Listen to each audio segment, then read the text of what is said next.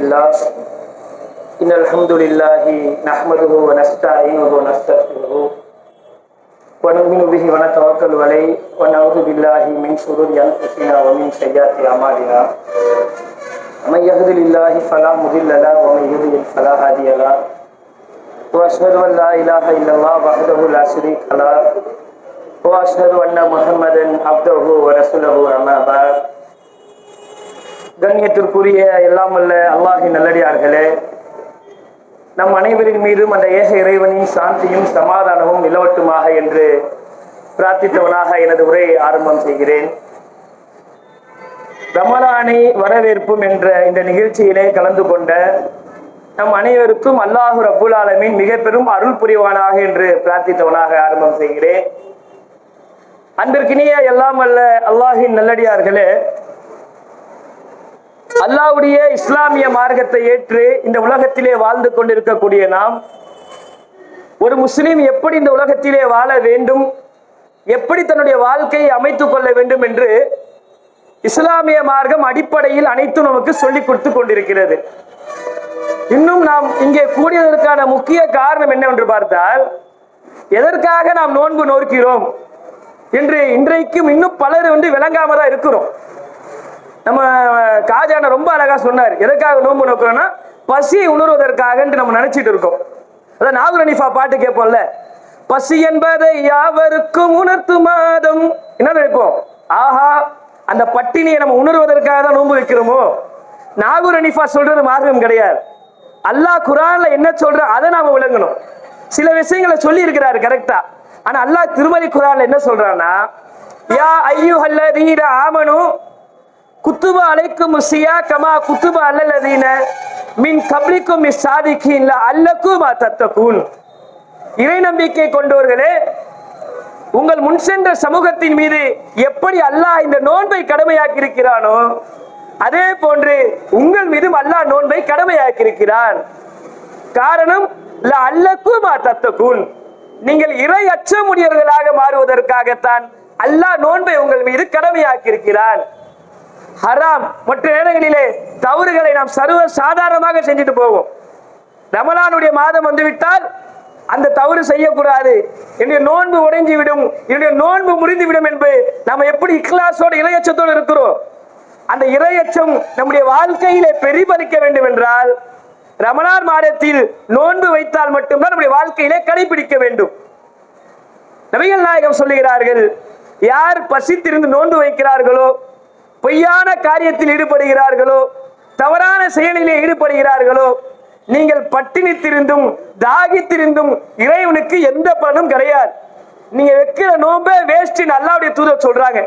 ஒருத்தர் நோன்பு வைக்கிறாங்க, வச்சுட்டு வியாபாரம் செய்யும் போது ஒரு பழைய ஸ்டாக்கா இருக்கும், இப்போதாங்க வந்துச்சு, ஃப்ரெஷ்ஷான பொருள் வாங்கிட்டு போங்க, எவ்வளவு அழகா இருக்கு தெரியுமா, எடுத்தோன்னு ஆரம்பத்துல வியாபாரத்துல போய், குடும்பத்துல போய், சமூகத்துல போய் நீங்க நோன்பு வைக்கிறதே வேஸ்ட், கலாவாயிடுச்சு, அவ்வளவுதான், கலாஸ். ஒரு முஸ்லீம் எப்படி வாழ வேண்டும் என்று இஸ்லாம் நமக்கு அழகாக சொல்லுகிறது.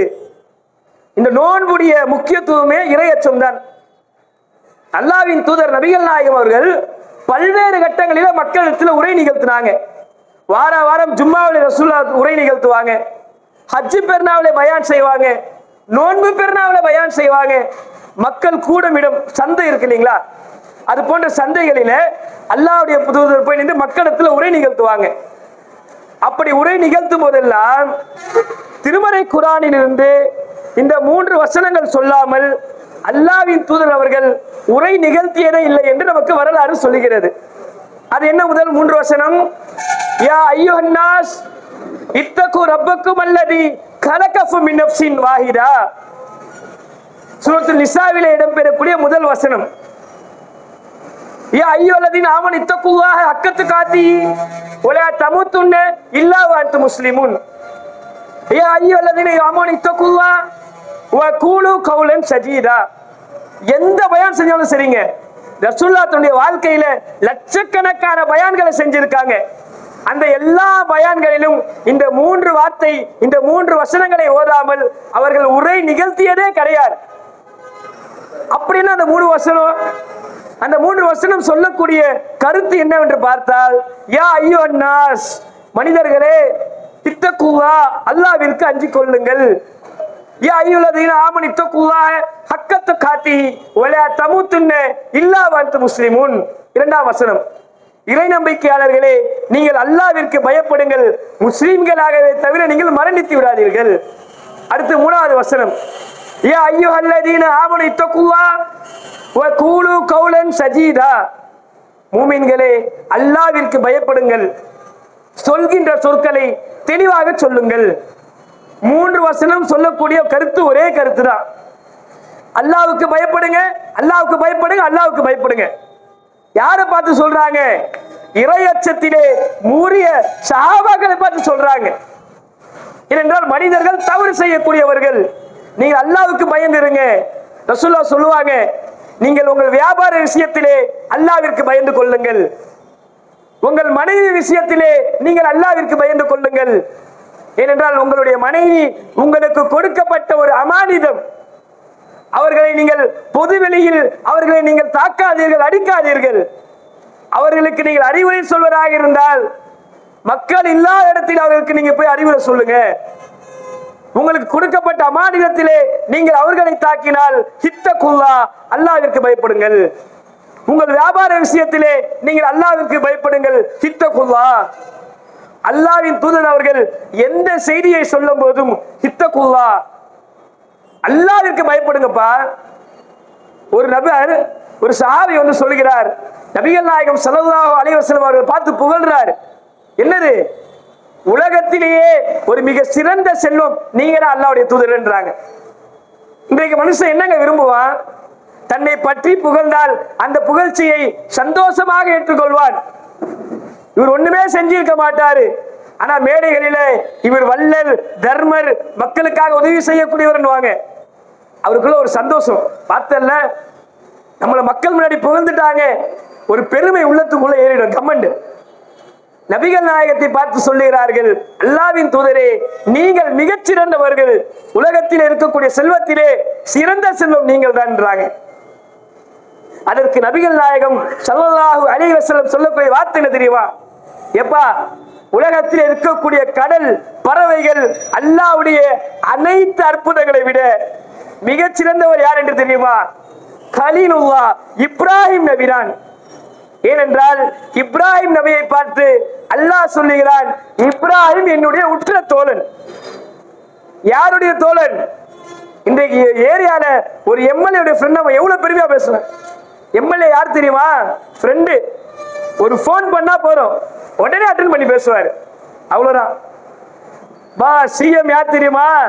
சிஎம் வீட்டுல கார் ஓட்டுறாருல, அவர் என்னுடைய ஃப்ரெண்டு பா. கெத்து பார்த்தல்ல, பெருமை அடிக்கிறோமா இல்லையா? ஆனால் இப்ராஹிம் அலைஹிஸ்ஸலாத்துக்கு அல்லாஹ் சொல்லுகிறான், அல்லாஹ் தன்னுடைய நாவிலே சொல்லுகிறான், இப்ராஹிமே, நீதான் என்னுடைய உற்ற தோழன் என்று. அந்த இப்ராஹிமை பார்த்து அல்லாஹ் சொல்லுகிறான், இப்ராஹிமே, அகிலத்தின் இறைவனான உன்னுடைய இறைவனுக்கு நீ கட்டுப்படு. யார சொல்றான்? அல்லாஹ்வுடைய உற்ற தோழன் இப்ராஹிமை சொல்லுகிறான். உடனே இப்ராஹிம் சொல்லுகிறார்கள், யா அல்லாஹ், நீ சொல்லிவிட்டாய், நீ கட்டுப்படு என்று சொன்னால் நான் கட்டுப்பட்டு விடுவேன்.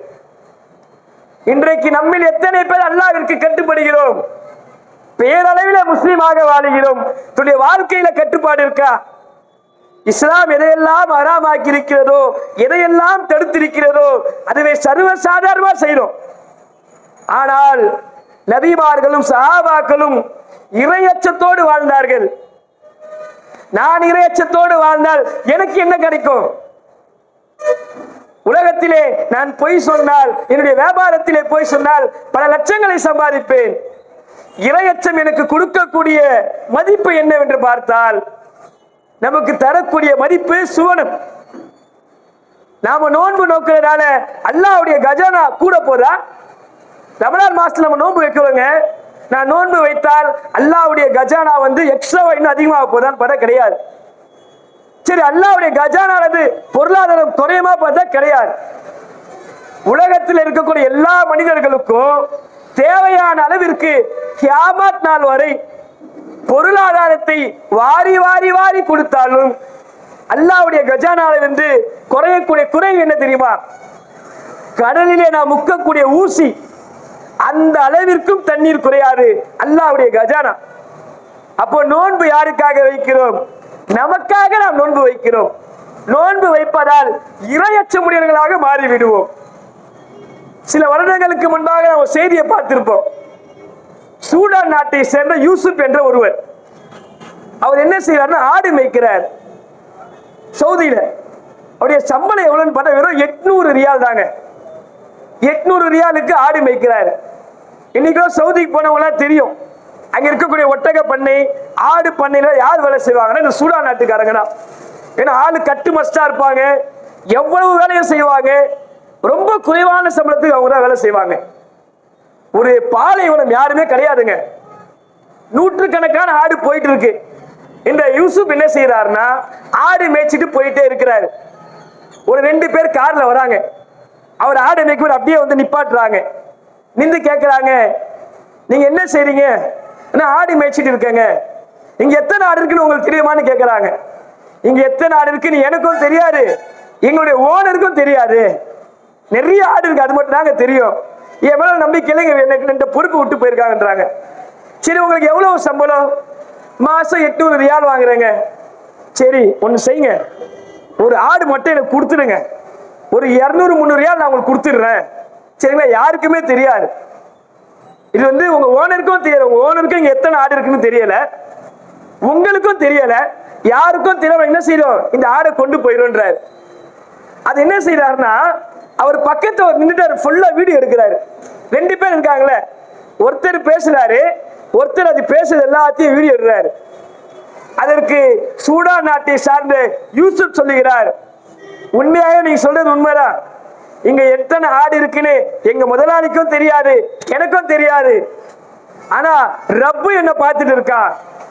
இந்த 200 ரியால் 300 ரியாலுக்கு நான் ஆசைப்பட்டால் நாளை மறுமையிலே அல்லாஹ்விடத்திலே கை சேதமடைந்தவனாக ஆகிவிடுவேனே. அவெல்லாம் முடிஞ்சிச்சுங்க. அப்படியே போயிட்டாங்க, அந்த பக்கம் போயிட்டாங்க. இவர் என்ன செய்யறாருன்னா அந்த வீடியோ எடுத்து இணையதளத்துல பரப்புறாரு, Facebook, இன்ஸ்டா, யூடியூப்ல பரப்புறாரு. அது பரப்புன உடனே உலக நாடு முழுவதும் தீயா பரவிட்டு இருக்கு. அந்த வீடியோ பரவும் போது இந்த செய்தி யார் பார்க்கிறான்னா சவுதி அரசாங்கம் பார்க்குது. யாருடா இது? நம்ம நாட்டில் இப்படியாப்பட்ட ஒரு நேர்மையானவரா? அவரை கூப்பிடுங்க என்று கூப்பிட்டு நம்முடைய இந்தியாவுடைய மதிப்பிலே சொல்லுகிறார்கள். பல லட்ச கோடிகள் அவருக்கு கொடுக்குறாங்க. பல கோடிகளை என்ன செய்யறாங்க? ஹதியாவாக, இனாமாக கொடுத்து அவருக்கு பெரிய பட்டம் கொடுக்குறாங்க. அங்க அரசாங்க வேலை கொடுக்குறாங்க. அதோட முடிஞ்சிச்சா? உடனே சூடான் நாட்டு அரசாங்கம் பார்க்குது, இவன் ஏன் நாட்டுக்காரன், இந்த பெருமை எனக்கு சேரும், நீ எவ்வளவு கொடுக்குறியோ அதை விட கூடுதலா நான் தரேன், நீ வாங்கப்பா, ஏன் நாட்டு நான் உனக்கு வேலை தரவா. அவன் கூப்பிட்டு என்ன செய்யறான்? அதை விட பல கோடிகள் அதிகரித்து இந்த நான் உனக்கு தரேன், நீ வச்சுக்கோ. இன்னும் பல நாடுகள் அதை பார்த்து ஆர்வப்பட்டு தன்னிச்சையாக பல கோடிகள் தராங்க. அதை வாங்கிட்டு யூசுப் சொல்லுகிறார், இதுல எத்தனை கோடி இருக்குன்னு எனக்கே தெரியல, இது என்றது எப்படின்னு கூட எனக்கு தெரியல, இதற்கான புகழ் அனைத்தும் அல்லாஹ்வுக்கே உரியது. இதுதான் இறையச்சம், இதுதான் தக்குவா. அல்லாஹ் என்ன பார்க்கிறா, நான் தவறு செய்த அல்லாஹ் இடத்துல பதில் சொல்லணும்ட்டு ஒரு 300 ரியாலுக்கு ஆசைப்படாம இன்னைக்கு அல்லாஹ் அவருக்கு கொடுத்த மதிப்பு என்ன? என்னவே முதியாத கோடிகளுக்கு அவர் சொந்தக்காரர். இன்றைக்கு நம்ம சமுதாய பணியில் இருக்கிறோம். மார்க்கத்துடைய யார் மார்க்கத்துடைய தொடர்புல செய்வாங்களோ அல்லாஹ்வுடைய உதவி கட்டாயமா உங்களுக்கு இருக்குங்க. நீங்கள் கவலைப்படாதீர், தளர்ந்து விடாதீர், நம்பிக்கை கொண்டிருந்தால் நீங்களே வெற்றியாளர்கள் என்று திருமறை குர்ஆன் பேசுகிறது. யார் பேசல? மனிதர்கள் பேசல.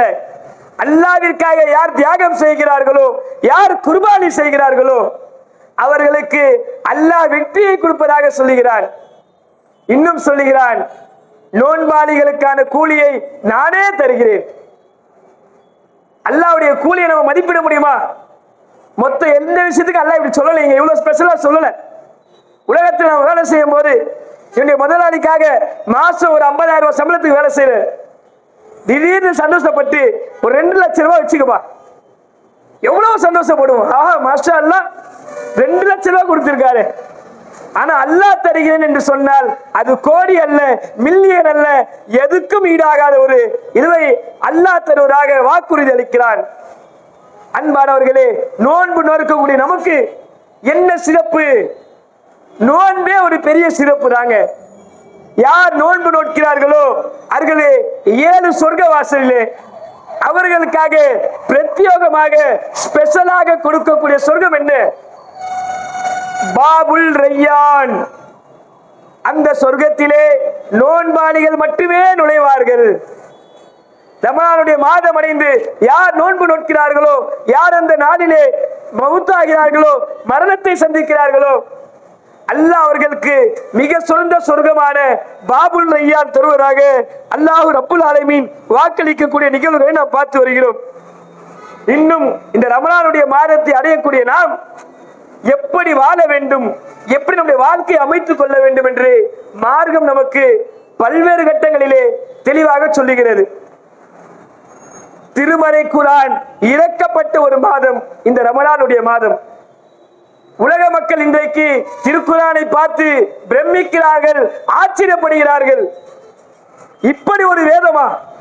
இந்த வேதம் சொல்லக்கூடிய கருத்து என்னவென்று பல பேர் இஸ்லாத்தை எதிர்த்தார்கள். ஸ்டீபன் யூசுப் நம்ம கேள்விப்பட்டிருப்போம். அவர் பேர் டாக்டர் காரி மில்லர். அவர் என்ன செய்யறாருன்னா, அவருடைய வர்க்கே இஸ்லாத்தை எதிர்க்கிறது தாங்க.